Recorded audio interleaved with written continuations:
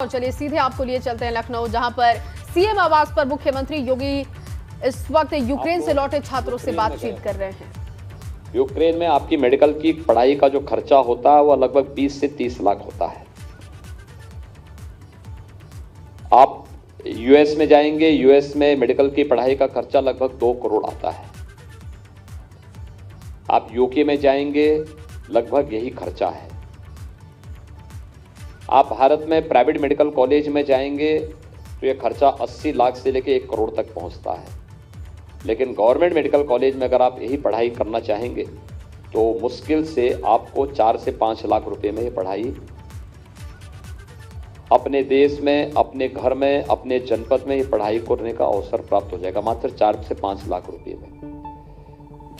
और इसीलिए हम लोगों ने मेडिकल इंफ्रास्ट्रक्चर पर ध्यान दिया। 33 नए मेडिकल कॉलेज, 2 एम्स, गोरखपुर का एम्स भी चालू हो चुका है, रायबरेली का एम्स भी चालू हो गया है। 33 नए जो मेडिकल कॉलेज हमारे बन रहे हैं, यानी उसमें से 17 को हम चालू कर चुके हैं।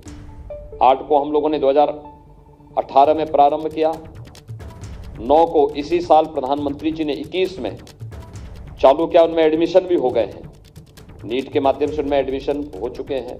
और 14 पे हमारा बाकी शेष 15-16 पर हमारा काम वर्तमान में चल रहा है, जिसको हम लोग 23 में उनमें नया सत्र प्रारंभ करेंगे। तो मेडिकल इंफ्रास्ट्रक्चर पर आज़ादी के बाद जो ध्यान होना चाहिए था नहीं दिया गया, लेकिन आज इस पर प्रधानमंत्री मोदी जी का ध्यान है। और आज हम उस स्थिति में पहुंचे हैं कि अगले 1 वर्ष के अंदर, 1-1.5 वर्ष के अंदर उत्तर प्रदेश में हर जनपद में एक मेडिकल कॉलेज होगा, हर जनपद में एक मेडिकल कॉलेज होगा। आज तो हरदोई में भी हम मेडिकल कॉलेज प्रारंभ कर चुके हैं, कानपुर देहात में मेडिकल कॉलेज बन रहा है, उन्नाव में पहले से मेडिकल कॉलेज चल रहा है। हर एक जनपद में, बहराइच में मेडिकल कॉलेज प्रारंभ हो चुका है, गोंडा में मेडिकल कॉलेज के निर्माण का कार्य हो रहा है, बलरामपुर में मेडिकल कॉलेज का निर्माण कार्य प्रारंभ हो चुका है, प्रतापगढ़ में इसी सत्र में प्रारंभ हुआ है। यानी हर जनपद में, आप पूर्वी उत्तर प्रदेश में देखेंगे तो गोरखपुर में पहले से मेडिकल कॉलेज था, एम्स प्रारंभ हो चुका है, देवरिया में नया मेडिकल कॉलेज बन रहा है, कुशीनगर में नया देवरिया का मेडिकल कॉलेज इस सत्र में प्रारंभ हो गया है, बस्ती में विगत वर्ष हम लोग प्रारंभ कर चुके हैं मेडिकल कॉलेज। ये सभी हर जनपद में कुछ न कुछ नया मेडिकल इंफ्रास्ट्रक्चर बढ़ाने का, जिससे सीट्स बढ़े और यहाँ के बच्चों को मेडिकल की शिक्षा यहीं पर प्राप्त करने का अवसर प्राप्त हो सके और सस्ते में प्राप्त हो सके। ये एक प्रयास सरकार के स्तर पर प्रारंभ हुआ है और प्रधानमंत्री मोदी जी का विशेष इस पे ध्यान भी है। आप लोगों ने यहाँ पर रखी है, भारत सरकार उस पर पूरा चिंता व्यक्त कर रही है और भारत सरकार उस पर स्वयं भी चिंतन कर रही है, कैसे हम इन चीज़ों को आगे बढ़ा सकें। अब MBBS में फाइनल ईयर था, या जो 4th ईयर के थे या 3rd ईयर के हैं, 2nd ईयर में हैं, इनकी आगे की पढ़ाई कैसे जारी रखी जा सकती है, इस पर नेशनल मेडिकल काउंसिल भारत के अंदर बना हुआ है। जो पहले मेडिकल काउंसिल ऑफ इंडिया था, वही नेशनल मेडिकल काउंसिल के रूप में इसमें भारत में काम कर रहा है। सरकार का उसके साथ संवाद चल रहा है, बातचीत चल रही है, अलग अलग दौर की बातचीत चल रही है। और ये मान के चलिए, जो यहाँ पे अभी शिवेंद्र ने कहा कि मोदी है तो मुमकिन है, प्रधानमंत्री मोदी जी बच्चों के भविष्य के प्रति पहले आपकी सुरक्षा आवश्यक थी, सुरक्षित वापस करने की तैयारी। 4-4 मंत्री कैंप कर रहे हैं। मुझे लगता है किसी भी देश के मंत्री आपने नहीं देखे होंगे जो बॉर्डर पर रह करके अपने देश के नागरिकों को बचा रहे हों। अकेले भारत सरकार के मंत्री वहां काम कर रहे हैं। प्रधानमंत्री मोदी जी स्वयं 4 से 5 बार बैठक कर चुके हैं और वहां रूस के राष्ट्रपति से भी बातचीत कर चुके हैं। लगातार अगल बगल के देशों के साथ बातचीत करना, उनके साथ बातचीत करके सुरक्षित अपने नागरिकों निकाल करके सुरक्षित उनके घरों तक पहुंचाने के लिए जो कार्रवाई प्रारंभ हुई है, ये आप सबके सामने है। धैर्य के साथ हमें एक सकारात्मक सोच के साथ आगे बढ़ना होगा। देखिए, 2 चीजें जीवन में, एक तो व्यक्ति का धैर्य, विपत्ति के समय उसका सबसे बड़ा मित्र होता है। धैर्य के साथ आपके अभिभावक ने इस संकट के समय में अपना धैर्य रखा, सरकार की कार्रवाई का समर्थन किया आप सभी सुरक्षित अपने घरों को आए हैं। और भी बच्चे जो हैं उनको भी लाने की सरकार पूरी तैयारी कर रही है। आज 11 फ्लाइट आ रही हैं वहां से, जिनसे भारत के नागरिक वहां से वापस आएंगे, सुरक्षित वापस आएंगे, सुरक्षित उन्हें पहुंचाने की व्यवस्था। एक तो हमें संकट के समय धैर्य का परिचय देना, उन लोगों के बहकावे में नहीं आना चाहिए जो लोग अनावश्यक भड़काने का काम करते हैं और फिर किसी भी सफलता पर। आप एक डॉक्टर हैं, आप जब किसी ऑपरेशन को करेंगे तो ऑपरेशन के लिए एकाग्रता की आवश्यकता है ना। आप ओटी में जाएंगे, ओटी में जाकर के आप जब जिस बीमारी से संबंधित ऑपरेशन करने जा रहे हैं, जब उस पर फोकस करेंगे अपने आप को, तो ही आपको सफलता प्राप्त होगी। अगर आप ओटी में गए, ऑपरेशन करके कोई दरवाजा भड़बड़ा रहा है, कोई अंदर जबरदस्ती घुस करके आपके साथ बातचीत करने लग गया है, तो क्या आप एक सफल ऑपरेशन कर पाएंगे? नहीं कर पाएंगे। ऐसे ही जब सरकार इस ऑपरेशन गंगा के तहत यूक्रेन से सुरक्षित अपने नागरिकों को लाने की तैयारी कर रही है, इस समय अगर कोई अनावश्यक राजनीति करके इस कार्य में व्यवधान पैदा करने का प्रयास करता है, तो मुझे लगता है कि इस पूरे ऑपरेशन को विफल करने की साजिश का वो हिस्सा होगा, क्योंकि वह सरकार के ध्यान को हटाना चाहता है।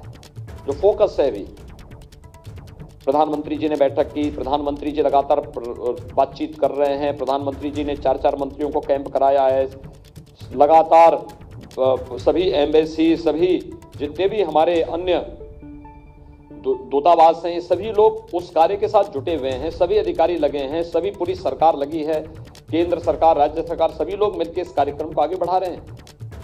तो उन चीजों को हमें देखना चाहिए कि किस अच्छे ढंग से सरकार इस पूरे ऑपरेशन को आगे बढ़ा करके सफलतापूर्वक एक एक नागरिक के जीवन को बचाने की दिशा में प्रयास की है। एक अभिनंदनीय प्रयास है। हम सब प्रधानमंत्री मोदी जी का इसके प्रति आभार व्यक्त करते हैं। और दूसरा, फर्स्ट स्टेज में सुरक्षित वापस लाना, सभी बच्चे सुरक्षित वापस आ जाएं, ये ध्यान सरकार का है। और फिर सेकंड फेज में आगे की आपकी फ्यूचर के बारे में आगे की प्लानिंग क्या होनी है, एनएमसी के साथ भारत सरकार और राज्य सरकार दोनों संवाद बनाए हुए हैं। तो सुरक्षित वापसी के बाद फिर इस प्रक्रिया को आगे बढ़ाएंगे। आप लोग अपने पाठ्यक्रम को अपने घर में रह करके तत्काल पहले अपने कार्यक्रम को उसको रिपीट करते जाइए, रिवीजन करते जाइए, फिर बाद में उसके बारे में भी सरकार जरूर बातचीत करेगी। और हम लोग, मेरा प्रयास होगा कि एक बार जितने भी बच्चे वहाँ पर रहते हैं, लगभग 2400 बच्चे हमारे हैं यूपी के, उन सबको एक बार बुलवा करके फिर उनके बारे में कोई ना कोई एक रास्ता हम लोग निकालेंगे। इसमें भारत सरकार भी चिंता व्यक्त कर रही है और भारत सरकार ने भी इस दिशा में प्रयास अपने प्रारंभ किए हैं। लेकिन आज पहली प्राथमिकता वहाँ रेस्क्यू का है कि सुरक्षित अपने देश के अंदर अपने नागरिकों को और अपने बच्चों को वापस लाने का है। और ये प्रयास आज भारत सरकार के स्तर पर प्रारंभ हुआ है। मैं आप सबका एक बार फिर से आपकी सुरक्षित वापसी के लिए प्रधानमंत्री मोदी जी को धन्यवाद देता हूं और ईश्वर के प्रति भी आभार व्यक्त करता हूं कि आप सभी सुरक्षित वापस अपने घरों को आए हैं। आपके माँ बाप, स्वयं आपके जो अभिभावक हैं, माताजी पिताजी आपके हैं, सभी लोग बहुत प्रसन्न हैं, प्रफुल्लित हैं इस बात को लेकर के आपको अपने बीच में पा करके। क्योंकि भारत से बहुत दूर रह करके मेडिकल की पढ़ाई करना और वहाँ पर युद्ध प्रारंभ हो जाए, अपने आप में एक संकट होता है। क्योंकि जब कोई मिसाइल या कोई बॉम्ब गिरता है तो वो तो किसी का चेहरा देखता नहीं है, वह तो जहाँ गिरेगा उस पूरे क्षेत्र को पूरी तरह तबाह करके जाता है। इसलिए आपकी सुरक्षित वापसी पहली शर्त थी और वो प्राथमिकता के आधार पर उसको पूरा किया गया है। सेकंड, अन्य चीज़ों को भी आगे बढ़ाने का काम होगा। निश्चिंत होकर के अपने उसमें रहिए, अनावश्यक बहकावे में आने की आवश्यकता नहीं और सभी लोगों को आश्वस्त करिए कि मोदी है तो मुमकिन है। एक अभिभावक कभी भी इतने सफल और इतने व्यवस्थित ऑपरेशन कभी नहीं हो पाए थे जितना आज हो रहा है। आपने देखा होगा, आप लोग तो भुक्तभोगी हैं, आपने बॉर्डर पे देखा होगा, आपने एम्बेसी के व्यवहार को देखा होगा, आपने अन्य चीजों को देखा होगा, कितनी संवेदनशील तरीके से एक अभिभावक के सदस्य के रूप में, एक परिवार के अभिभावक के रूप में ये सभी कार्य करते हुए दिखाई दे होंगे। एक बड़ी बात होनी चाहिए और इसको एप्रिशिएट भी करके दूसरा, जीवन में कुछ बनना है तो हमें सकारात्मक सोच के साथ आगे बढ़ना होगा। एक सकारात्मक सोच, हमें अच्छा करना, अच्छा हो रहा है, अच्छा देखने की आदत होनी चाहिए। अच्छा देखेंगे, अच्छा करेंगे, परिणाम अच्छा ही होगा, ये मान करके चलना चाहिए। और अच्छा हम सोचें, अच्छा करें तो परिणाम को अच्छा लाएंगे, ये भी विश्वास हमारा होना चाहिए। वापसी के लिए आप सबका मैं अभिनंदन करता हूं, आपके माता पिता का जिन्होंने धैर्य के साथ आपकी सुरक्षित वापसी का इंतजाम हो हल्ला के उन्होंने सरकार पर विश्वास किया, परिणाम सामने है। ये सकारात्मक अप्रोच होती है और बाकी जो बचे हैं वे सभी वापस आएंगे, सुरक्षित वापस आएंगे। ये प्रयास सरकार का अपने स्तर पर है।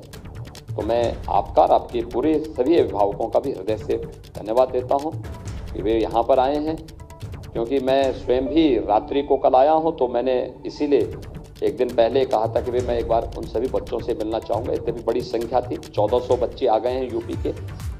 कुछ से प्रधानमंत्री जी ने वाराणसी में संवाद किया है, कुछ से मैंने आप लोगों को बुलाया, बाकी और लोगों को भी समय समय पर हम लोग बुलवाएंगे और एक बार आवश्यकता पड़ेगी सभी लोगों को बुलाकर आगे की व्यवस्था के बारे में भी चर्चा करेंगे। अभी पहले निश्चिंत होकर के जाइए, ईश्वर को धन्यवाद दीजिए, आप सुरक्षित वापस आ गए हैं, और प्रधानमंत्री मोदी जी को धन्यवाद दीजिए। ठीक है, ठीक। अब मेरे साथ बोलेंगे, भारत माता की, भारत माता की, भारत माता की। तो देखिए, यहां पर मुख्यमंत्री योगी आदित्यनाथ बच्चों से बात कर रहे थे, उनका हौसला बढ़ा रहे थे और उन्होंने कहा कि आगे की पढ़ाई को लेकर चिंता करने की जरूरत नहीं है, जो भी उचित कदम है वो सरकार उठाएगी, इस पर हम काम भी कर रहे हैं। यूक्रेन से लौटे यूपी के 52 छात्र छात्राओं से यहां पर मुख्यमंत्री योगी आदित्यनाथ संवाद कर रहे थे, उनके अनुभव को भी समझा, जिन परिस्थितियों में, जिन हालातों में वहां पर बच्चों ने सरवाइव किया, बॉर्डर तक वो कैसे पहुंचे, उसके बाद की व्यवस्थाएं और उसमें क्या सुधार करने की जरूरत है, ये तमाम अनुभव जिस पर मुख्यमंत्री योगी आदित्यनाथ बच्चों से संवाद कर रहे थे। यूपी के हर जिले में एक मेडिकल कॉलेज होगा, ये भरोसा दिया गया है। आगे की पढ़ाई को लेकर किसी भी तरीके की दिक्कत नहीं होगी। इन तमाम बातों को लेकर मुख्यमंत्री योगी आदित्यनाथ ने छात्रों से संवाद किया।